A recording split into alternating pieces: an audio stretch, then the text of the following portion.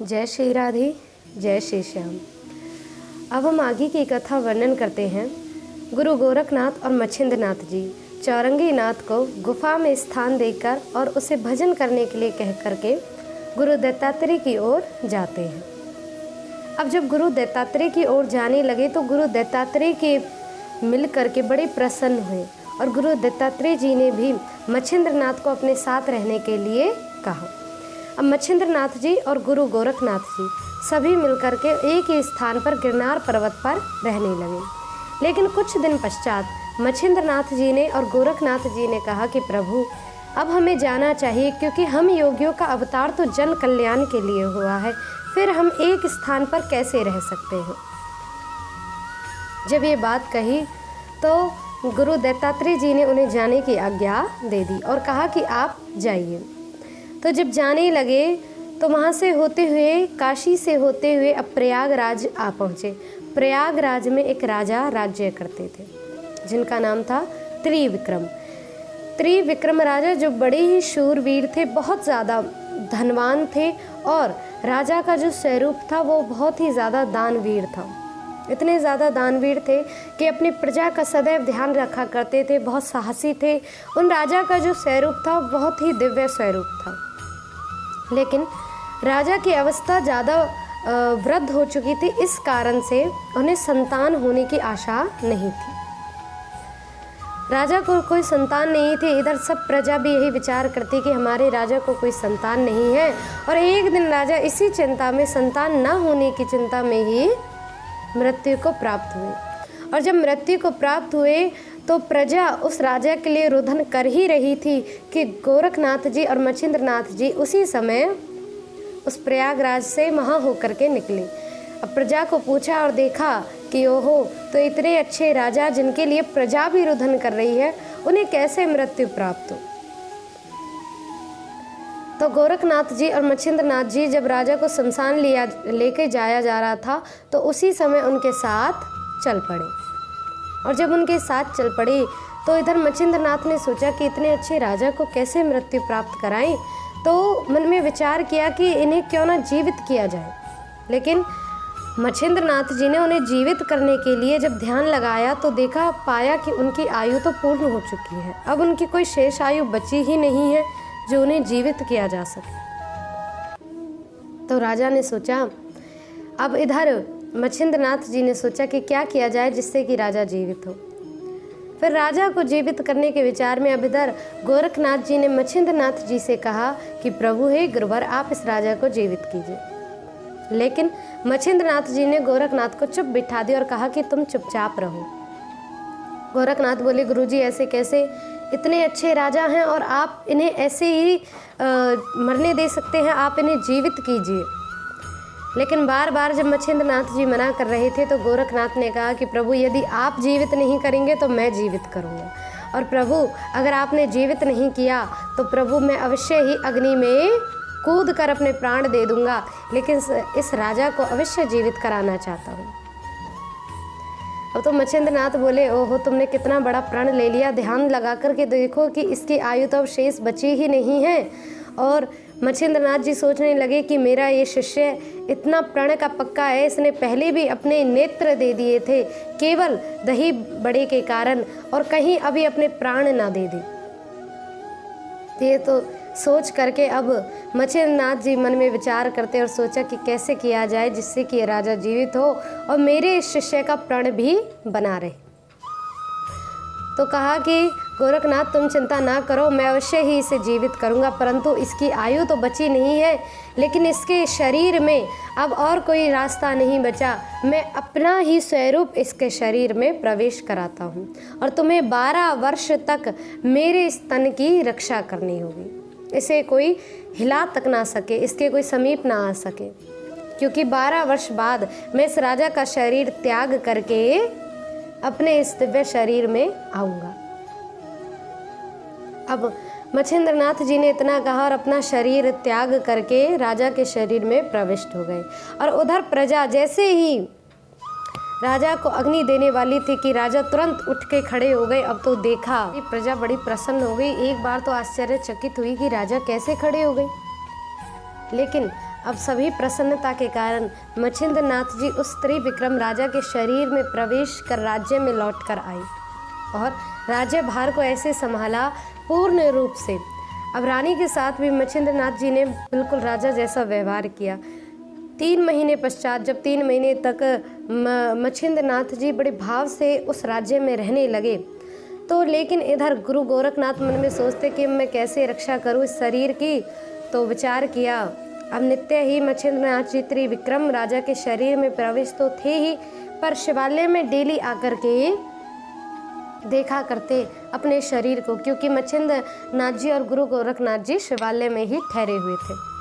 अब गुरु गोरखनाथ के पास आकर अपने शरीर को डेली देख जाया करते और वापस लौट कर आया करते। अब गुरु गोरखनाथ ने सोचा कि अब मैं 12 साल तक तो ऐसे यहाँ पर नहीं रह सकता, तो क्या किया जाए कि शरीर को एकांत में रख दिया जाए। तो उन्होंने देखा कि उस शिवालय के पास में एक चरवाही, जो मतलब गाय या भेड़ या भैंस इत्यादि चराने वाली, पशु चराने वाली, तो उस चरवाही को देखा और उसे देख कर के कहा कि देवी, हम इस तन को किसी एकांत जगह रख सकें, ऐसी कोई एकांत जगह बताइए।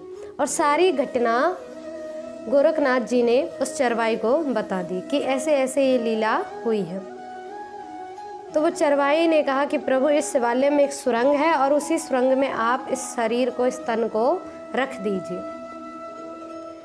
जब ये बात सुनी तो सुनकर के बड़े प्रसन्न हुए और उन्होंने मच्छिंद्र नाथ जी के शरीर को उस सुरंग में रख दिया और चरवाही से कहा कि ये बात मेरे और तुम्हारे मध्य है, ये बात किसी को भी ज्ञात ना होने पाए, किसी को भी पता ना चलने पाए। उस चरवाही ने सुनकर हाँ कर दिया। लेकिन इधर अब तो मच्छिंद्र नाथ जी से आज्ञा लेकर गुरु गोरखनाथ जी अपनी तीर्थ यात्रा की ओर चल दिए और उस तन को वहीं पर रख आई। मन में विचार किया कि इस तन के पास तो कोई आ ही नहीं सकता है, इस सुरंग में कौन आएगा भला। लेकिन अब 6 महीने बाद रानी को गर्भ ठहरा और 9 महीने बाद रानी को पुत्र हुआ, जिस पुत्र का नाम रखा गया धर्मनाथ। अब धर्मनाथ जब 5 वर्ष के हो गए तो एक दिन रानी शिवालय में पूजा करने के लिए गई और शिवजी से प्रार्थना करते ही थी कि हे प्रभु, मेरी मृत्यु मेरे पति से पहले हो, मुझे अगर मृत्यु प्राप्त हो तो मैं सुहागन ही मृत्यु को प्राप्त हो। ये शब्द सुन गए तो चरवाही वहाँ सुन रही थी, जिन्हें सुन करके हंस पड़ी। अब जैसे ही हंसी तो रानी ने पूछा कि अरे चरवाही, तू क्यों हंसी? चरवाही बोली, रानी जी आप ना पूछे तो ही श्रेष्ठ है। अब तो उसने पूछा, रानी ने कहा कि नहीं नहीं, तुम हमें बताओ कि क्या कारण है जो तुम्हें ऐसे आई। तो बोली, रानी अगर बता दूँ तो मुझे प्राण दंड प्राप्त होगा और इसी कारण से मैं बताना नहीं चाहती। तो रानी रेवती ने कहा कि आप हमें बताइए और अवश्य ही मैं आपको अभयदान देती हूँ। तो उस चरवाही ने सारी लीला कही कि और कहने लगी कि हे रानी, आप तो विधवा होकर के भी सुहागन हैं, क्योंकि आपके जो पति थे त्रिविक्रम राजा, वो तो मृत्यु को प्राप्त कब के हो गए, इनके शरीर में तो योगी मच्छिंद्र नाथ जी विराजमान हैं। रानी ने जब ये बात सुनी तो मन में विचार किया कि मेरा तो धर्म नष्ट हो गया, लेकिन फिर भी प्रभु कृपा के कारण मुझे अपने पति स्वरूप में, भले मच्छिंद्र नाथ जी ने मेरे पति स्वरूप धारण किया, लेकिन मेरे प्रत्यक्ष रूप से तो पति मेरे आगे हैं, तन रूप से तो मेरे आगे हैं। तो रानी जब मन में विचार ही कर रही थी, सोचा अब मच्छिंद्र नाथ जी के शरीर को जाकर के उस सुरंग में देखा और सोचा कि 12 वर्ष बाद मच्छिंद्र नाथ जी जब इस शरीर में आएंगे और मेरा पुत्र तो अभी छोटा है और वो तो अभी इतना छोटा है कि मान लो राज्य भी नहीं कर सकता है, और कहीं मच्छिंद्र नाथ जी इसे ऐसे ही छोड़कर चली गई तो मेरे राज्य का क्या होगा। ऐसा सोचकर रानी ने विचार किया कि क्यों ना मच्छिंद्र नाथ जी के तन को इनके टुकड़े टुकड़े कटवा करके जंगल में फेंकवा देती हूँ, फिर तो ये वापस अपने शरीर में आ ही नहीं पाएंगे। इतना सोचा ही था कि अब तो रानी ने तुरंत ही सिपाहियों को बुलवाया, मच्छिंद्र नाथ जी के शरीर के टुकड़े टुकड़े करवा करके जंगल में फेंकवा दिया और इधर शिवालय में पूजा करके वापस लौट आई। अब जब रानी वापस इधर रानी लौट करके आई तो महल में उसी भाव से रहने लगी कि मानो रानी को कुछ ज्ञात ही ना हो। लेकिन पार्वती जी प्रभु शिव से कहने लगी कि प्रभु, रानी रेवती ने ये कितना बड़ा कर्म किया है कि मच्छिंद्रनाथ जी के तन को कटवा करके जंगल में फेंकवा दिया। शिवजी ने कहा कि मेरे शरीर पर तो मानो मेरे हृदय में तो ऐसा प्रहार हुआ है कि मेरा हृदय ही निकाल लिया हो किसी ने। तो शिवजी ने तुरंत आज्ञा दी यक्षिणियों को और कहा कि जाओ जा करके मच्छिंद्रनाथ के शरीर के टुकड़ों को कैलाश पर्वत पर ले आओ। लाखों चामुंडाएं प्रकट हो गई, यक्षिणियाँ प्रकट हुई और वो मच्छिंद्रनाथ जी के शरीर के उन टुकड़ों को ला करके अब तो वीरभद्र को दे दिया और वीरभद्र से कहने लगी कि प्रभु मच्छिंद्रनाथ जी ने आपको बड़ा सताया है और तो और हमको भी बड़ा सताया है। अब तो उनका तन देखो टुकड़ों की बातें हमारे सामने स्वयं अपने रूप में आ गया है, तो प्रभु अब इसका क्या किया जाए। वीरभद्र कहने लगे मच्छिंद्रनाथ जी तो दिव्य योगी हैं, लेकिन उनका शिष्य तो उनसे भी एक कदम आगे है। तो 12 वर्ष बाद हो ना हो गोरखनाथ इन टुकड़ों को लेने के लिए ज़रूर आएगा। तो हमारा कर्तव्य है कि पहले हम अपना प्रतिशोध तो लेंगे ही लेंगे, लेकिन इन टुकड़ों की पहले रक्षा करें और गुरु गोरखनाथ को यहाँ आने देते हैं। अब इधर आगे की क्या लीलाएं होती हैं, क्या दिव्य लीलाएं करते हैं और गोरखनाथ जी की क्या तीर्थ यात्राएं रहती हैं, गोरखनाथ जी ने किस प्रकार से कहाँ कहाँ अन्य तीर्थों का मंदन किया, वो हम अगली वीडियो में वर्णन करेंगे। तब तक के लिए आप ऐसे ही दिव्य कथाओं को श्रवण करते रहें, आनंदित रहें, प्रसन्न रहें। जय श्री राधे, जय श्री श्याम।